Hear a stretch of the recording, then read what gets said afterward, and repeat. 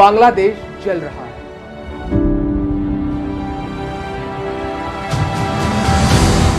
हालात बेकाबू हैं।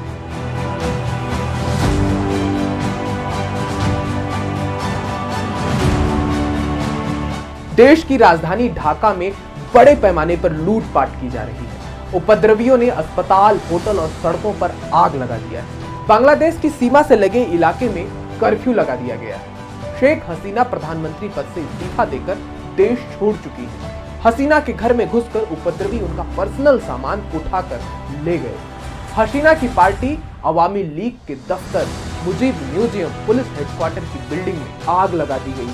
शेख हसीना के पिता शेख मुजीबुर रहमान की मूर्ति को भी तोड़ दिया गया। उपद्रवी इतने उग्र हो गए हैं कि बारिसल में पूर्व मेयर और अवामी लीग के अध्यक्ष सोरनियाबाल सादिक अब्दुल्ला को जलाकर मार दिया।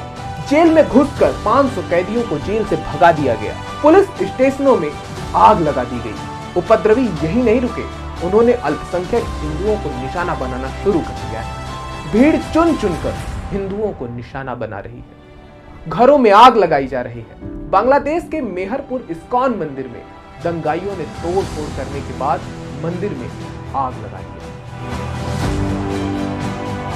बांग्लादेश में 49 साल पहले का इतिहास एक बार फिर दोहराया जा रहा है। 15 अगस्त 1975 को बांग्लादेश के संस्थापक शेख मुजीबुर रहमान की हत्या के बाद पहली बार तख्तापलट हुआ। उस समय भी सेना ने ही देश की बागडोर संभाली थी। तब अपनी बहन के साथ विदेश से भारत में शरण लेने वाली शेख मुजीब की बेटी शेख हसीना दिल्ली में पौने 6 साल तक रही थी। इस बार भी तख्तापलट होने पर उन्हें भारत ने ही मदद दी।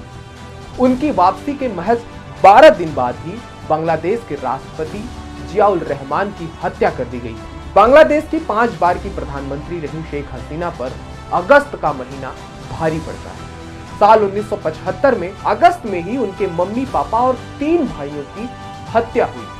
फिर साल 1989 में उन पर अगस्त में ही जानलेवा हमला हुआ।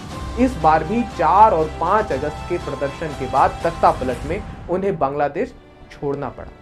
बांग्लादेश में अवामी लीग की अध्यक्ष रही शेख हसीना राजनीति की शुरुआत से ही छात्र आंदोलन से घिरी रही। छात्र लीग के युवकों ने उन पर यह हमला किया था।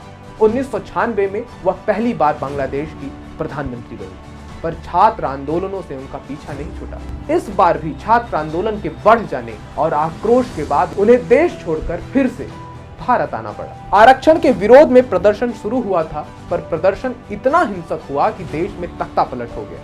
भारत सरकार भी इस मुद्दे पर गंभीर है। सर्वदलीय बैठक की जा रही है। राहुल गांधी, मल्लिकार्जुन खड़गे, एस जयशंकर, राजनाथ सिंह सब एक ही टेबल पर बैठकर इस समस्या पर बात कर रहे हैं। सोशल मीडिया पर बांग्लादेश से कई खतरनाक वीडियो आ रहे हैं।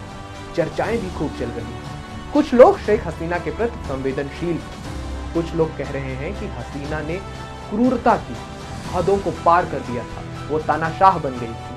हाई कोर्ट, सुप्रीम कोर्ट सबको कठपुतली बना दिया।